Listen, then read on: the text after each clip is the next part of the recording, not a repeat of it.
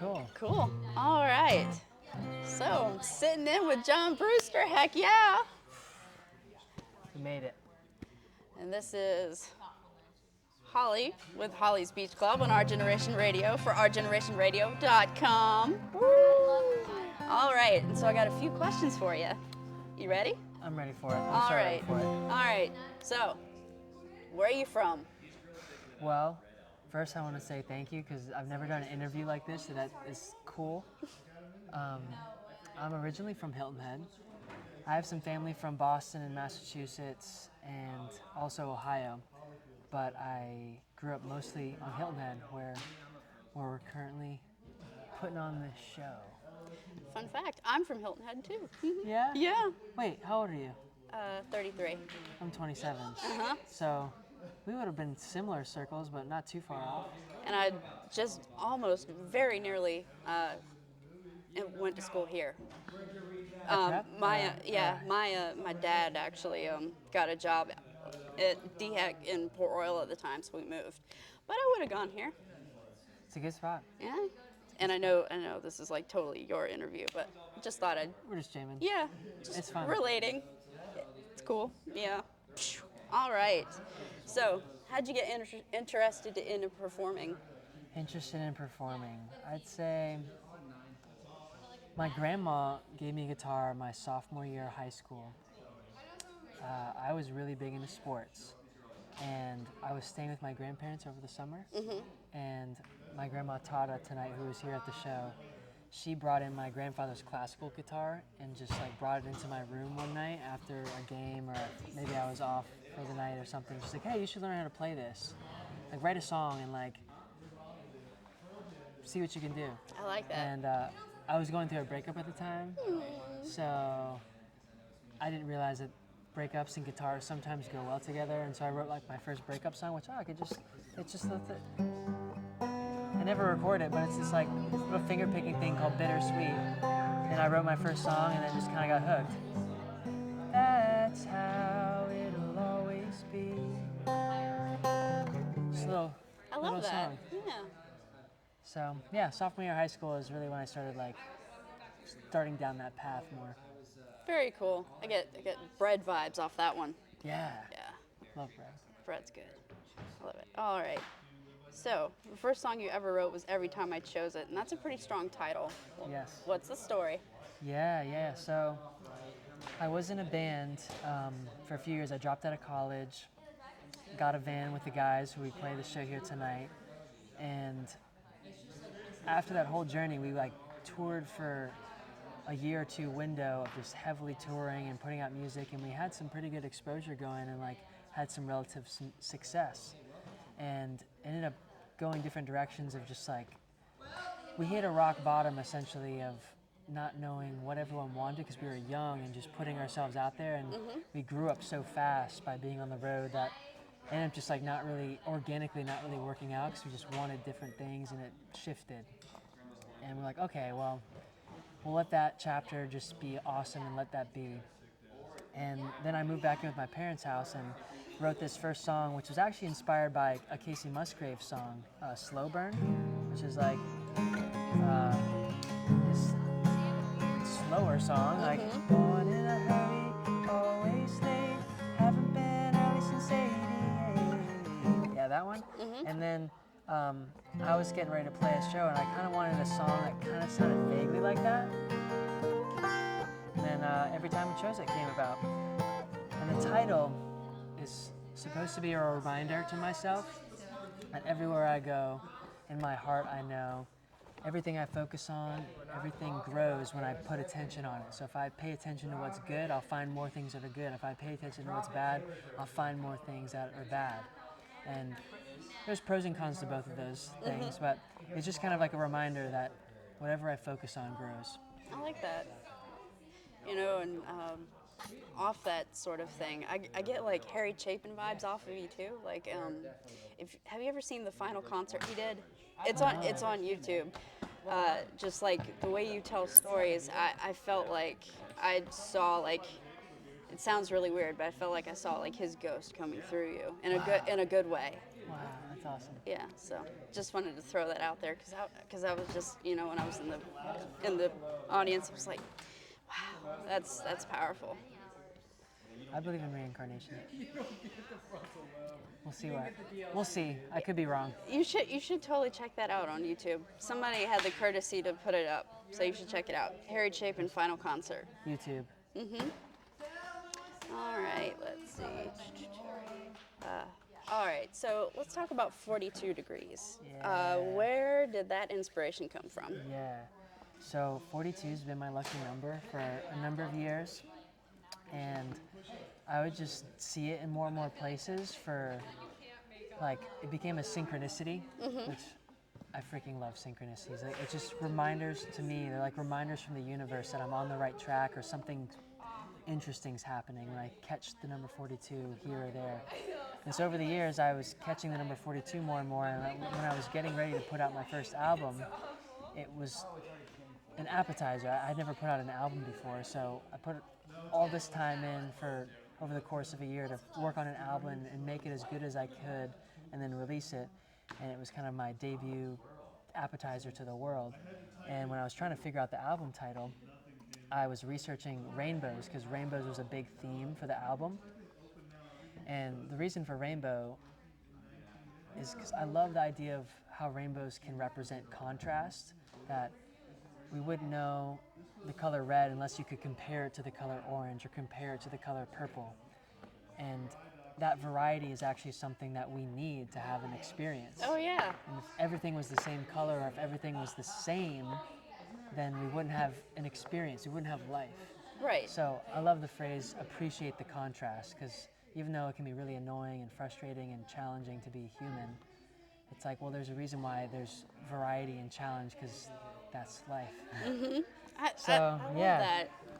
I ended up researching rainbows, and I found out that, like, literally the science of rainbows is water, like, with sunlight and how it all works out, it comes out at a 42-degree angle.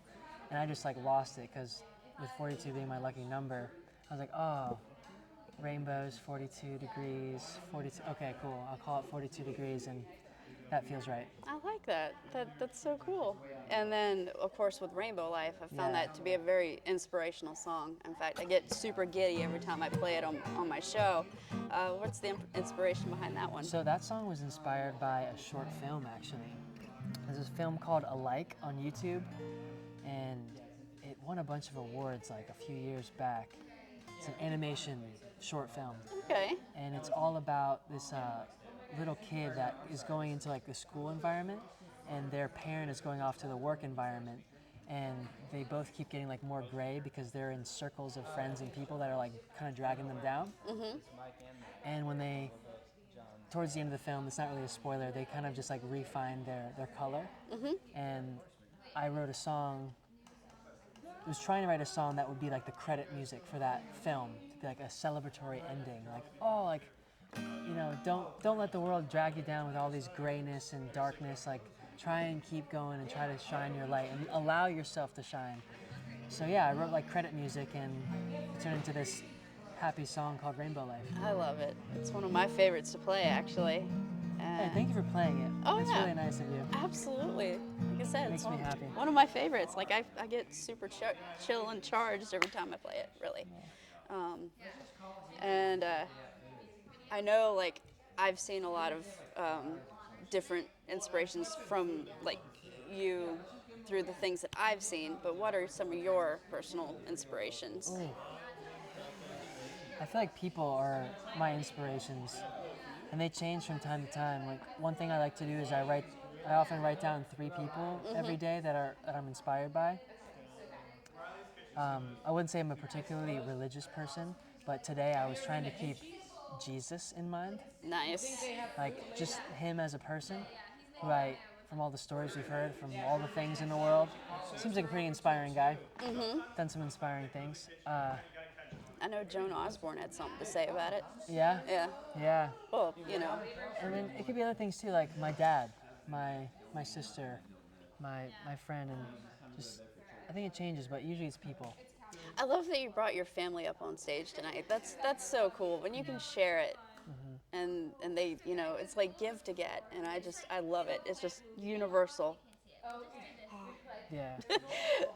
Yeah. I mean, I'm lucky to have a family, even, right? Oh You yeah, know, that's true. But they're it's like, crazy. but to see them be so supportive, that actually inspired me. Wow. Wow. Wow. Like that's really cool. I like that. Let's see. And okay, Yeah. Yeah. what Yeah. do you love about music? Oh, I love that there's an infinite amount of songs, and not all of them exist yet. Like, we live on one planet, and with Google Maps, you can see anywhere on the planet, and we can visit almost anywhere on the planet. But for music, it's like there's so much unexplored. You could try anything, and it's available. So I love music for that. That's one reason, that there's just an infinite places you can go with it. Like, you never run out of places to go with it. Like, I feel like I've done nothing. There's so many things to explore with it. And then the second thing I'll say, and the last thing on that, would be, I just love music that it's there for you for whatever thing you're going through. Like No. it lives in your car, and Yeah. Joy, sadness, dark times, bright times. It's always there. yeah. And actually, that kind of folds into what my next question was going to be. Do you have to be sad to write a sad song? Do you have to be in love to write a love Ooh, song? that's a great question. I think you can write a song anytime. Like, whatever you're feeling, you can write about it. Or not feeling, you could write about something. I personally feel as though I have to have like some kind of heart connection to the emotion for something to resonate. Like, I could joke around right now and be like, "Do-do-do-do-do-do-do," but it might not like really land and connect with my heart unless there's like actually a real emotion Yeah. to kind of ground it into something that's real. It's like you want it to be authentic. Don't just do it to do it. Yeah, yeah. I like that. Cool, cool. All right. And with your moving to Colorado, I was just interested in that. Yeah. Connor, there's three down here for you What to sign. inspired you to like move there? Like, are you staying there full time or? Yeah, so I live there full time now for almost 2 years now. And when I first visited out there a couple years ago, I just was going off like a hunch. I felt as though I wanted to go somewhere new. And before I released my first album, it just felt like I wanted to plant my roots somewhere different than my hometown and just kind fair. of mix it up. And when I visited out there, it just felt like another home Okay. immediately. And I was like, wow, I could do something here. And I just jumped right into it. Nice. Yeah. So did you like throw a dart at a map or? It was close. It was either that, Austin. I was going to go to Austin or Denver. And I Okay. was looking at Airbnbs, and the timing worked out that I picked Denver and went there, and I loved it, and I still haven't made it to Austin. But maybe I'll do that next year. Put or that on something. your bucket list, right? Yeah. Or phone up somebody. Be like, hey. I've heard great things about Austin. Let's see. All right. So let's talk writing process. Yeah. What Yeah. what what's the process you go through? I'd say lyrics come last for me most of the time. Usually back to the other question of like, I feel like I want to be connected to like a feeling grounded in. So if I'm feeling frustrated or confused or happy or whatever feeling is actually real and present, that's usually like my starting place, and finding like a vibe that it's almost like I'm trying to connect how I feel inside to how the guitar sounds outside or how the piano sounds outside, like trying to make them congruent and like the mirror of each other. And it's like a guessing game of like a puzzle of like, I feel this way and then I do this chord. I'm like, it's 70% matching up, but not 100%. Like, maybe if I do this or this or this, it's like, like that's closer. And then you just kind of wiggle it into feeling as if it's right. There you go. I like that. And then words usually come last, because that's like a whole other thing, I feel like. Yeah. It's like you got this great like melody. What are you gonna put with it? It's nice. I like that you do it that way. It's working so far. But There you go. I'll probably try some different stuff along the way too. All right. And I read somewhere that you treat your songs like your children. I think the best songwriters do that. That said, do you have a favorite one that you like to perform? Oh. Wow, great question. Um, Favorite song to perform? One of my old-time classics that I love of mine is a song called "People Are the World." I really like. But tonight at this show, I really like the song "Rocks My Roll." That one to me is That one's really one of my favorites. yeah. It's that one's really connected to my heart. Like, it feels like a very heart song where when I play it, I feel it. Where some songs you can kind of like play and jam, and it's like it's just every song's different. But that one like really drops me into my heart, and I love that. It just because that's where it was like written from. I was crying one morning around Christmas time, thinking about my friend, just bawling into my journal, and all these lyrics just came flooding out, which was unlike my process in the song. And it was like a gift that happened, and I was just like, oh my god, like my friend, this song, what happened? I love and I just couldn't keep it together, and luckily I recorded it, and it's one of my faves. I was gonna say, you want to give us a piece of it for the interview? Oh, yeah, it's amazing. It's inspired by one of those guys back there.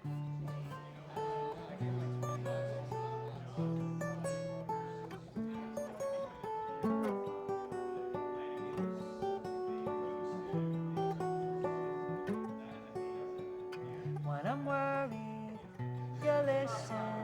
When I'm hurried, you visit. A memory of when I did something great. Your humor still gets me. It doesn't offend me.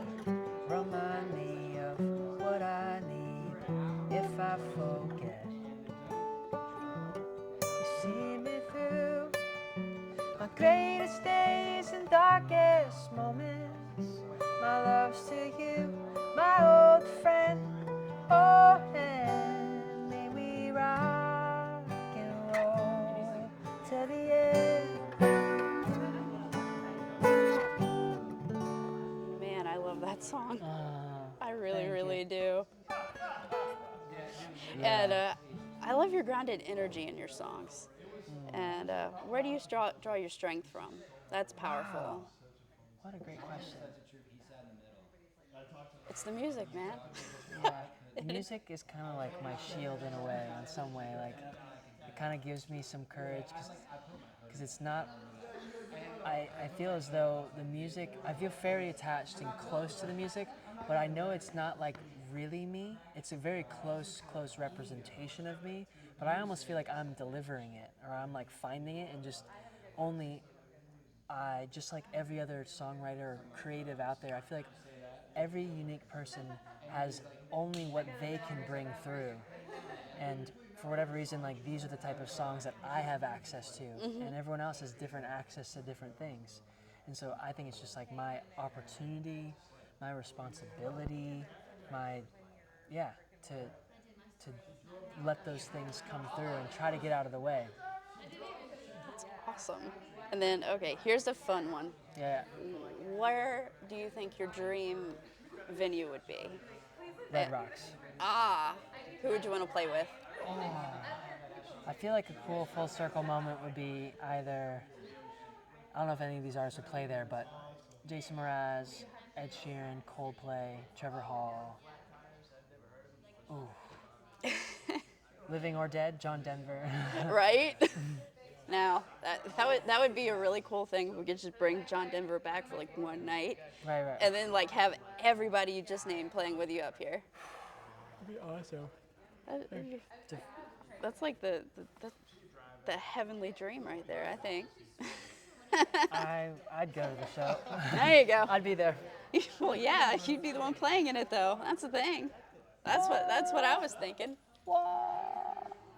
Play up there with all the greats. That would be epic. Oh my gosh. If I got the chance to do that, I would cry. That's great. I don't know if I could play, I'd just cry. Go up there and cry. Oh, it's like I can't take it. This is too great. Yeah, it's like I almost feel from the show tonight like so stimulated that I'm weirdly like relaxed and fulfilled and excited, and also like almost like dopamined out. Like there's like so much goodness that just happened. I'll probably sleep really good tonight. I was gonna say expand on that because I totally feel it. Okay, we're finishing an interview, but it's cool. It's all part of it. Yeah. Did I answer the rest of the question? Yeah, I you don't did. remember. I was just gonna say, you know, to expand on that because I'm totally on that train with you. I feel the dopamine rush. Right. It's like, you know, when you take pictures with people that you actually like and you smile so much that like it starts hurting to smile, and then you like don't want to smile because it like you're just like tired of smiling. Yeah. I'm like, I feel like relax my face. Uh, I'm getting to that point of just like, wow, we'll sleep good tonight, and then I'm sure tomorrow morning if we get the chance to wake up, I'll just be like, wow, that was a nice night. Oh yeah, absolutely. Um, let's see. So that was my last question, actually. Really? Yeah. Oh my gosh, I love these questions. Yeah. I'm trying to think of some more off the top of my head. Uh, Well, while you're thinking, I just want to say thank you because if this is recording, Holly plays my music on her radio, and it's one of the coolest things and special things for me that I really appreciate because not everyone does that. And for an independent artist that's still catching their footing and putting the music out there, it is so appreciated and just incredible that anyone is willing to share and promote what you're up to and actually be like into it, and that's just really awesome. yeah, and I just wanted to thank you because your purpose is giving me purpose That's so beautiful. with so with what I do. Because like with the online radio stuff, I know the big box people are out there, but they don't care, and they've shown it. But me, I like to take, you know, independent artists with something to say, Yeah. take them under my wing, cradle them, and play their music because Aw. I think it's important. You know, I think was it wasn't Lester Bangs. It was Philip Seymour Hoffman, and he was in The Boat That Rocked. He said, "Listen to the music; it's a good thing to do," and I think that's true. And with your type of music and your words, it goes back to the accessibility thing. You make emotions easily accessible. I think. I know I'm probably not conveying that very well, but it's in it's all up I here. got you. I got you. Thank you. Absolutely. Holly, thank you so much. I haven't done many interviews in my day, and this has just been so fun. I love these questions. Where do Yeah. I get my strength from? I'm going to go think about that now. Yeah. My strength. Feel free to expand on that. I will. Thank you for being here. Absolutely. This Should we is call it a wrap? this has been one of the most fun interviews I've ever done. Oh, thank you.